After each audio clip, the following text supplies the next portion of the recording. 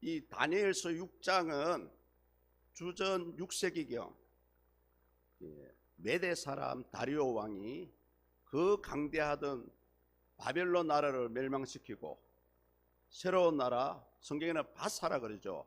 페르시아, 이 페르시아를 만들어서 시작한 지 얼마 지나지 않았던 시기에 있었던 일입니다. 그런데 문제는 바벨론 나라 때에 총리를 했던 다니엘이 나이가 80이 넘어갔습니다. 그런데 다리오 왕이 이 다니엘을 새 총리 가운데 한 사람으로 임명을 하게 되고요, 너무나 민첩하게 전국을 잘 다스리는 것을 보고 모든 신하들 가운데 우두머리로 세우려고 했었습니다. 그런데 이것을 보았던 두 총리와 제국의 신하들이 시기와 질투를 하게 되고요, 마침내 다니엘을 죽이려는 그런 계획을 짜게 되었죠. 그런데 이 다니엘을 죽이려면 그가 섬기는 하나님의 법으로 밖에는 죽일 수 없다는 결론을 내리고, 본문 5절을 보십시오. 5절을 보시면 그들이 이르되 이 다니엘은 하나님의 율법에서 근거를 찾지 못하면 그를 고발할 수 없으리라 하고, 이렇게 다니엘이 이들의 시기를 받을 수밖에 없었던 여러 가지 이유가 있었습니다. 가장 대표적인 것은 다니엘의 출신이죠. 비록 60년 전에 있었지만 어찌되었든 다니엘은 이방인이고 포로로 잡혔던 사람입니다. 그런 사람이 총리가 되니까 누가 봐도 시기하고 질투할 수밖에 없었다는 거죠. 그리고 문제는 뭡니까? 멸망했던 바벨론 나라의 총리를 했던 다니엘이 또다시 새로운 나라의 바사, 페르시아의 총리가 되니 모든 사람이 이 부분에 대해서 불평과 불만이 많았습니다. 그리고 세 번째는 뭡니까? 너무나 다니엘이 전국을 잘 이끌어가고 다리오 왕까지도 자기 밑에 최고의 수석 총리로 세우고자 하는 모습을 보고 두 총리와 나머지 신하들이 다니엘을 시기할 수밖에 없었다는 사실입니다. 급기야는 이제 사자굴이 떨어지는 그런 일을 당하게 되고요, 결국은 이런 모습을 통해서 다니엘이 이 어려운 시기를 어떻게 해결해 가는지를 우리는 보게 됩니다. 그 일이 일어나게 됐던 그 근본 원인을 들여다보면 결국은 우리 사람의 가지고 있는 추악한 욕망 때문이죠. 결국은 같은 한 나라의 백성이고 같은 한 나라의 신하고 같은 교회에 다니는 성도고 때로는 형제요 자매로 부르는데도 불구하고 옆 사람을 시기하고 질투하게 된다면 결국은 그것이 하나님의 나라를 대적하는, 하나님 나라를 반하는 그런 일이 되지 않겠습니까? 어찌되었든 이 사람의 사회, 인간 단체, 국가, 이 공동체는 사람 때문에 가지고 있는 한계를 드러내는 사건이 오늘 이 다니엘서 6장의 사건입니다. 그러나 성도님들, 세상은 불의하고 한계가 있고 때로는 모순이 되기도 합니다. 그러나 우리 하나님의 통치는 지금도 변함없이 이어지고 있습니다. 하나님의 권세와 하나님의 간섭하심이 지금도 우리 가운데 나타나고 있습니다. 더구나 하나님의 택한 자들의 삶 가운데 여러 가지로 때로는 좋은 일도 있을 것이고 때로는 힘든 일도 있을 것입니다.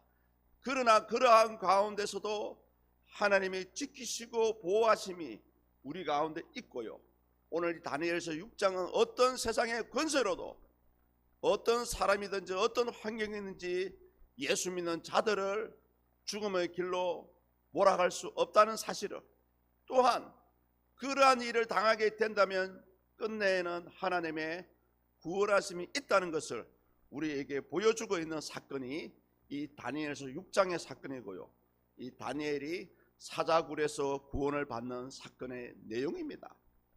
먼저 이 다니엘을 제거하려던 자들은 왕이 스스로 다니엘을 죽음의 길로 몰아가도록 아주 교묘하게 상황을 만들어가고 있죠.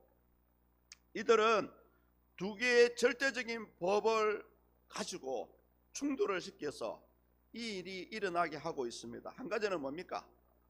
다니엘이 하나님을 섬기는 그 절대 신앙을 이용해서 다니엘을 죽음으로 몰아가려고 했고요. 또 한 가지는 뭡니까? 왕을 속여서 왕에게 30일 동안 그 누구도 예외 없이 배타적인 왕에 대한 숭배법을 만들어서 이 다니엘을 죽음으로 몰아가려고 했습니다. 우리 7절을 보십시오. 자막을 보시면 7절을 함께 읽습니다. 시작. 나라의 모든 총리와 지사와 총독과 법관과 관원이 의논하고 왕에게 한 법률을 세우며 한 금령을 정할 것을 구하나이다. 왕이여, 그것은 곧 이제부터 30일 동안에 누구든지 왕 외에 어떤 신에게나 사람에게 무엇을 구하며 사자굴에 던져 넣기로 한 것이니이다. 아멘. 실질적으로 이 내용 속에는 이들이 거짓말을 했죠. 사실은 총리 가운데 다니엘을 제외시켜 놓고 나서 자기들끼리 법을 만들었지 않습니까? 누구든지 왕 외에 어떤 신에게나 사람에게 무엇을 구하며. 다리오 왕은 순간적으로 자신의 왕권을 세워주는 일이라고 생각을 했었습니다. 그래서 흔쾌히 이 금령을 받아들이게 되죠. 반대로 이 일 때문에 그렇게 신뢰했던 다니엘이 죽음을 당하게 되는 그런 환경이 만들어지게 되었습니다. 그래서 우리 신학자들은 이 금령을 왜 다리오 왕이 인정을 했을까라고 그 역사적인 자료를 찾아보니까 이런 내용이 나옵니다. 당시는 새로운 나라가 시작을 했습니다. 그러다 보니까 이 다리오 왕은 자기의 신하들이 그리고 자기가 다스리는 백성들이 자기를 얼마나 신뢰할까 그 부분에 대해서 굉장히 관심이 많았다고 합니다. 그래서 이 금령을 통해서 30일 동안 다리오 왕만 바라보게 한다면 백성들이 자신을 잘 따를 것이라고 생각을 했기 때문에 다니엘에게 불리할 것이라는 생각을 약간은 했겠죠. 미처 거기까지 생각을 하지 못하고 이 금령을 승인하게 되었다라고 얘기를 합니다. 자, 이제 금령이 시작이 되었습니다. 그런데 이 다니엘의 모습은 어떻습니까? 왕의 금령과 또 이 금령을 어기게 되면 사자굴에 들어갈 것이라는 생명의 위협이 있음에도 불구하고 다니엘은 평소대로 자기가 하던 대로 하나님께 향한 자기의 믿음 생활을 경배를 이어갔다는 거죠. 10절을 보십시오. 10절을 한번 같이 읽어볼까요? 다니엘이 이 조서에 왕의 도장이 찍힌 것을 알고도 자기 집에 돌아가서는 윗방에 올라가 예루살렘으로 향한 창문을 열고 전에 하던 대로 하루 3번의 무릎을 꿇고 기도하며 그의 하나님께 감사하였더라. 아멘. 야, 대단하지 않습니까? 왕의 도장이 찍힌 것을 알고도 전에 하던 대로. 성도님들, 이 다니엘이 오늘의 저와 여러분이라고 한번 생각해 보십시오. 과연 우리도 그렇게 할 수 있을까요? 한번 우리 진지하게 한번 이 가슴에 손을 얹고 한번 생각해 봐야 됩니다. 과연 나도 이렇게 다니엘처럼 할 수 있을까?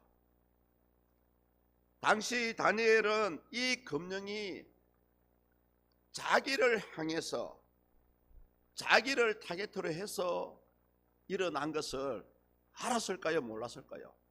당연히 알았을 것입니다. 왕의 도장이 찍힌 것을 알고도 알았다는 거죠. 원문에 보니까요, 알았다, 게데 예다흐라는 히브리어를 쓰는데요, 확실히 알았음에도 불구하고 이런 뜻을 가지고 있었다는 거죠. 이 금령을 어기면 사자굴에 떨어져서 죽을 줄을 알았다는 거죠. 그럼에도 불구하고 다니엘은 우리가 읽었던 말씀대로 하나님께 향한 자신의 경배 생활을 이어갔다는 것입니다. 성도님들, 이 부분에 대해서 어떻게 생각하십니까? 과연 그렇게 할 수 있겠습니까? 혹여 오늘날 그러한 일이 우리 가운데 일어났다면, 만약입니다. 오해하지 마시고요. 일어났다면 과연 우리도 이렇게 할 수 있겠습니까? 예, 마음속으로 답변해 주십시오. 또 솔직히 다른 한편으로는 이 다니엘은 엄연히 하나님 말씀에 비추어 보면, 율법적인 말씀을 비추어 보면 다니엘은 왕의 명령을 어겼고요, 하나님의 말씀을 어긴 것이 됩니다. 사실은요, 로마서 13장 1절과 2절에 나오죠. 각 사람은 위에 있는 권세들에게 복종하라. 권세는 하나님으로부터 나지 않음이 없나니 모든 권세는 다 하나님께서 정하신 바라. 그러므로 권세를 거스르는 자는 하나님의 명을 거스름이니 거스르는 자들은 심판을 자취하리라. 어떻습니까, 여러분? 오늘날 이러한 법령이 정해진다면 우리는 어떻게 해야 될까요? 당시 다니엘은 아주 현명하게 이 일에 대해서 생각을 가지고 있었습니다.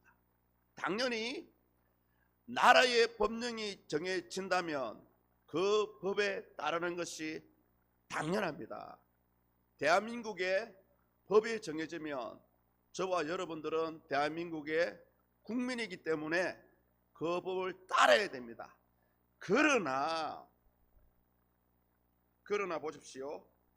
하나님을 예배하지 못하게 하고 기도하지 못하게 하는 법이라면 우리는 지키지 않는 것이 오히려 하나님의 권위를 인정하는 거죠. 세상 법이 먼저냐, 하나님의 법이 먼저냐? 일반적으로 봤을 때는 세상 법이 먼저입니다. 그러나 신앙적인 부분에 그것이 적용이 된다면 우리는 하나님의 법을 우선적으로 해야 된다는 거죠. 사도행전에도 그런 일이 있었지 않습니까?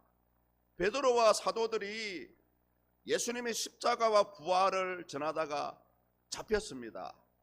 산헤드린 공회에서 판결을 내렸죠. 다시는 이러한 법으로 이러한 소문을 내지 말라 하면서 풀어줬죠. 그러나 사도들은 그들의 말을 따르지 않고 계속해서 복음을 전했습니다. 사도행전 5장 29절입니다. 베드로와 사도들이 대답하여 이르되 사람보다 하나님께 순종하는 것이 마땅하니라. 실질적으로 이러한 일이 우리나라에도 있었잖아요. 신사참배라는 그 사건이 있었지 않습니까? 물론 이 신사참배에 동조한 사람들도 있었지만 대부분의 우리 믿음의 사람들은 이 신사참배를 거부하기도 하고 때로는 이것 때문에 죽음을 당하기도 하지 않았습니까? 이때 다니엘은 변함없이 자기 집으로 돌아갔습니다. 그리고 동일한 장소에서 동일한 방법대로 동일한 시간에 하나님께 향한 자신의 신앙생활을 이어갔습니다. 윗방에 올라가 창문을 열고 하루 3번씩 무릎을 꿇고 기도하며 감사하였더라. 보십시오. 이때 다니엘이 드렸던 이 습관적인 기도의 모습은 구체적으로 6가지로 우리에게 보여줍니다. 한 가지는 뭐냐 하면 그의 기도는 예루살렘을 향해서 기도를 드렸다는 것입니다. 성경적이죠. 이게 과거 솔로몬이 자기 솔로몬 성전을 건축을 하고 나서 봉헌식을 할 때에 하나님께 이런 기도를 드렸지 않습니까? 자막에 나오죠. 열왕기상 8장 48절과 50절입니다. 자막을 보십시오. 제가 한번 읽어보겠습니다. 자기를 사로잡아 간 적국의 땅에서 온 마음과 온 뜻으로 주께 돌아와서 주께서 그들의 조상들에게 주신 땅, 곧 주께서 택하신 성읍과 내가 주의 이름을 위하여 건축한 성전 있는 쪽을 향하여, 보시죠. 성전 있는 쪽을 향하여 주께 기도하거든 주는 계신 곳 하늘에서 그들의 기도와 간구를 들으시고 그들의 일을 돌아보시오며 주께 범죄한 백성을 용서하시며 주께 범한 그 모든 허물을 사하시고 그들을 사로잡아 간 자 앞에서 그들로 불쌍히 여김을 얻게 하사 그 사람들로 그들을 불쌍히 여기게 하옵소서. 아멘. 다니엘은 성경에 근거해서 예루살렘을 향해서 기도를 드렸다는 겁니다. 그 역사적인 자료에 따르면 이때 다니엘의 나이가 80일 넘었습니다. 이때 다니엘의 관심은 뭐냐 하면 이스라엘 사람들이 해방을 받고 고향으로 돌아가는 데 관심이 많았고요. 성경을 찾다 보니까 예레미야 선지자가 70년 후에 71회 후에 이스라엘 사람들이 해방되어서 고향으로 돌아갈 것이다 라는 말씀이 예언되어 있었습니다. 이것을 보고 다니엘이 하나님께 기도했는데 오늘 다니엘의 예루살렘 성을 향해서 기도했던 기도의 내용이 바로 그 내용입니다. 하나님, 예레미야 선지자가 예언을 하지 않았습니까? 71회 뒤에 우리가 해방될 것이라고 하나님 선지자를 통해서 약속하셨으니 이제 우리를 구원하여 주시옵소서. 그러면서 둘째는 뭡니까? 창문을 열어놓고 기도했다는 거죠. 당시 잘 사는 사람들만, 부유한 사람들만 2층 집을 가지고 있었다고 합니다. 그런데 여러분 보십시오. 한번 생각해 보십시오. 금령에 따르면 기도하는 것만 들키지 않으면 금령을 위반한 것이 아니잖아요. 창문을 열지 말고 닫아놓고 2층 다락방에서 몰래 기도할 수도 있었습니다. 그런데 다니엘은 그렇게 하지 않았다는 거죠. 왜 그럴까요? 속이고 싶지 않았다는 거죠. 내 기도 생활을 누구한테 자랑하는 것이 아니고 비록 그 금령이 시행되었지만 법을 속이고 싶지는 않다는 거죠. 차라리 법을 어겼으면 어겼지 속이지 않겠다는 그런 마음으로 사실 이 창문을 열었다는 것은 평소에 자기 하던 방식입니다. 창문을 열고 기도했다는 것입니다. 그리고 하루 3번씩 기도했습니다. 우리가 일반적으로 이 3번씩 기도했다는 것은 2가지 의미를 가지고 있습니다. 아침, 점심, 저녁 시간에 시간을 정해서 일정하게 기도했다는 그런 시간적인 의미도 가지고 있지만 사실은요 이 3번을 정해서 기도했다는 것은 아마 오늘날 우리 식으로 하면 하나님께 어떤 특정한 기도의 제목을 가지고 작정을 해서 그런 작정 기도를 드렸지 않았나 이렇게 생각을 하기도 합니다. 그리고 4번째로 무릎을 꿇고 기도했습니다. 원래 유대인들이 드리는 기도의 방식은 일어서서요 하늘을 쳐다보고 2 팔을 올리고 손을 올리면서 이렇게 기도하는 것이 일반적이었습니다. 그런데 무릎을 꿇고 기도했다는 것은 뭡니까? 자기의 연약함을 인생의 연약함을 하느님 앞에 최대한 낮추는 그런 의식이라고 합니다. 심지어는요, 아주 절박한 상황을 당했을 때에 이렇게 무릎을 꿇고 기도를 했다고 합니다. 열왕기상 18장 42절입니다. 아합이 먹고 마시러 올라가니라. 엘리야가 갈멜산 꼭대기로 올라가서 땅에 꿇어 엎드려 그의 얼굴을 무릎 사이에 넣고 땅에 꿇어 엎드려. 그 능력의 종 엘리야조차도 하나님 앞에 기도할 때 얼마나 간절하게 기도했던지 무릎을 꿇고 그 무릎 사이에 그의 머리가 들어갔다고 합니다.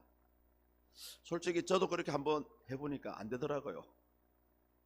아무나 무릎 사이에 자기의 머리를 넣을 수 없습니다. 신체 구조상으로요. 그리고 다섯 번째로 예전부터 해오던 그대로 기도했다는 거죠. 그대로 기도했다는 것을 원문에 보니까 이렇게 해석을 하고 있습니다. 그가 이 시간 전부터 해오고 있던 모든 행위대로 기도했다는 거죠. 계속해서 해오던 기도였기 때문에 비록 생명의 위협이 있었지만 다니엘은 솔직히요, 자신의 생명을 내어놓고 기도한 거죠. 기도와 생명을 맞바꾸는 그런 신앙의 자세를 우리에게 보여주고 있습니다. 마지막으로 여섯째로요, 그러면서 하나님께 감사하며 드리는 기도를 했습니다. 그의 하나님께 감사하였더라. 우무데 고담 엘라헤어, 그의 하나님께. 성경에서 그의 하나님께, 나의 하나님. 성도님들, 여러분 하나님 부를 때 어떻게 부릅니까? 거룩하시고 자비하시고 위대하신 하나님, 이렇게 부르는 것도 필요하지만요, 하나님은 나의 하나님, 이게 필요합니다. 당신은 나의 하나님입니다. 예수님은 나의 예수님입니다. 예수님은 나의 구원자입니다. 이게 필요합니다. 성경에서 그의 하나님이라고 표현했던 것은 그만큼 다니엘이 하나님을 바라보는 다니엘의 신앙이 특출했다는 거죠. 누가 봐도 다니엘은 믿는 자의 모습이 드러났다는 겁니다.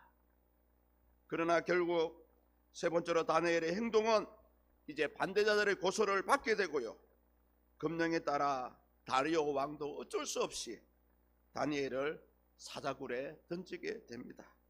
그 내용이 우리가 읽지는 않았지만 14절에서 18절까지 내용이고요, 대표적으로 우리 12절을 함께 읽습니다. 자막을 보시고요, 시작. 이에 그들이 나아가서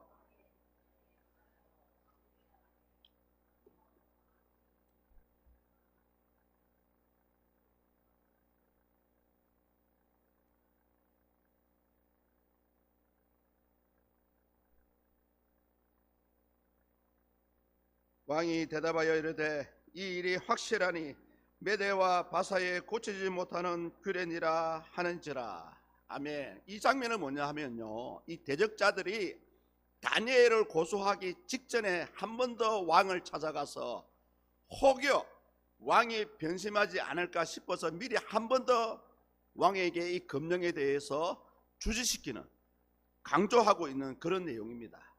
그러면서 13절에 보면 그리고 다니엘을 고소하게 되죠.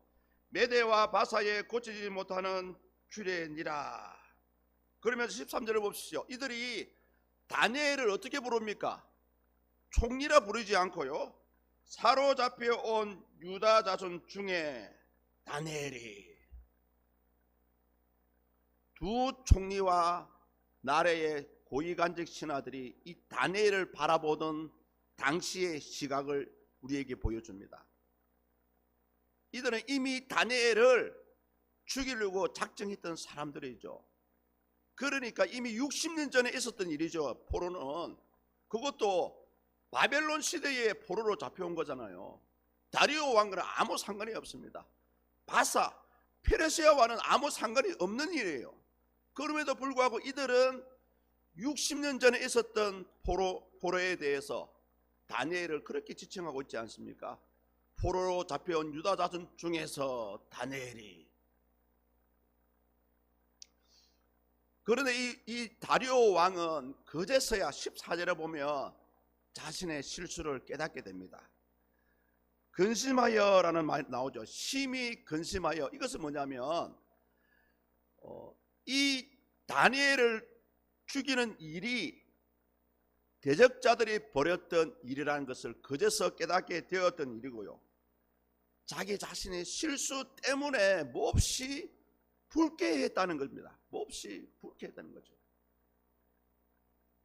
그리고 15절을 이어서 보면 다니엘을 당장 잡아서 사자굴에 넣은 것이 아니고요, 몇 번 신하들의 요구를 거절하다가 저녁에 가서야 이 금령에 보면 이 일을 어긴 사람은 즉시로 바로 그날 안에 처리를 해야 된다는 그런 내용이 들어 있었다고 합니다. 그렇다 보니 왕이 계속해서 이 일을 미루다가 어쩔 수 없이 16절에 가서야 이에 왕이 명령하며 다니엘을 끌어다가 사자굴에 던져 넣는지라. 왕이 다니엘에게 이르되 내가 항상 섬기는 너의 하나님이 너를 구원하시리라 하니라. 명령하고 끌어다가 넣는지라. 이 세 가지 동사를 보면 왕이 명령하니까 대적자들은 기다렸다는 듯이 다니엘을 붙잡아서 사자굴에 던져 넣었다는 것입니다. 중요한 것은 뭡니까? 이 16절에서 왕의 말이죠. 내가 항상 섬기는 너의 하나님이 너를 구원하시리라 하니라. 이 말에 대해서 요한 칼빈은 이렇게 해석합니다. 다리오 왕의 입장에서 이렇게 얘기했죠. 나는 이제 너와 너의 생명을 하나님께 맡긴다. 이 일은 나의 손을 떠났기 때문에 현재 나로서는 내가 비록 왕이지만 너를 구원할 수 없다. 이런 의미를 가지고 있으면서 너가 섬기는 너의 하나님이 너를 구원해 주기를 원한다. 이런 간절함으로 다니엘을 사자굴 속에 던졌다는 것입니다. 사랑하는 성도님들, 이미 저와 여러분들은 결론은 알고 있습니다. 그러나 중요한 것은 뭡니까? 오늘 다니엘은 죽음이 눈앞에 있음에도 불구하고 변함없이 자기의 믿음의 생활을 이어갔다는 겁니다. 이게 중요해요. 성도님들, 오늘을 살아가는 저와 여러분들이 나의 개인적인 이익과 유익을 위해서 우리는 어떠한 선택을 해야 될까요? 이 질문을 우리에게 던지고 있다는 거죠. 하나님의 방식대로 우리 믿는 자들은 살아가야 됩니다.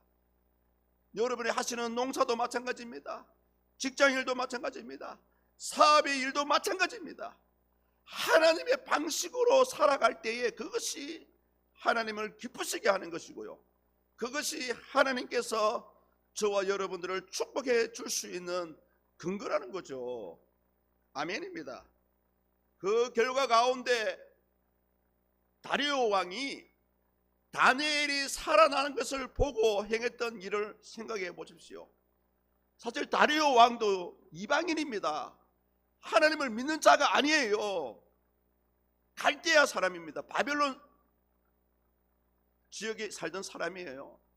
그럼에도 불구하고 왕은 다니엘의 대적자들을 모두 잡아서 사자굴에 던지게 되죠.